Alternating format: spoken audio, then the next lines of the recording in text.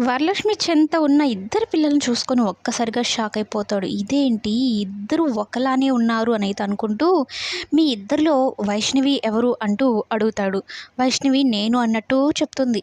మరి నువ్వు వరలక్ష్మి దగ్గర పెరుగుతున్న అనాథ అమ్మాయివి నువ్వేనా అని అయితే అంటూ ఉంటే, నేనే నాన్న అని వెన్నెల చెప్తుంది. మరి నువ్వు అనాథవైతే వైష్ణవిలాగే ఎందుకున్నావు అని అయితే అంటూ ఉంటే, నేను అనాథని కాదు నాన్న, నేను నీ కూతుర్నే, అమ్మకి మేమిద్దరం కవల పిల్లలం, నన్ను ధర ఆంటీ పుట్టిన వెంటనే అనాథాశ్రమంలో వదిలేసింది అని మొత్తం నిజం చెప్పేస్తుంది వెన్నెల. తను ఒక అనాథలాగా 6 ఏళ్ళు ఒకరింట్లో ఉందని, ఆ తర్వాత వరలక్ష్మియే కనిపెట్టి పాపను దగ్గరకు తీసుకుందని, వాళ్ళిద్దరూ కవల పిల్లలన్న విషయం మొత్తం వెన్నెల చెప్పేస్తుంది. ఈ 6 ఏళ్ళు ఒక అనాథలా బతికావా, అనాథలాగా నా కూతురు పెరగాల్సి వచ్చిందా అంటూ చాలా బాధపడిపోతాడు విష్ణు కూడా.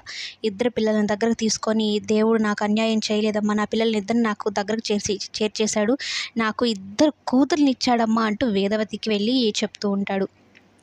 అలాగే ధర చేసిన కుట్రలన్నీ తెలుసుకొని ఒక్కసారిగా షాక్ అయిపోతాడు.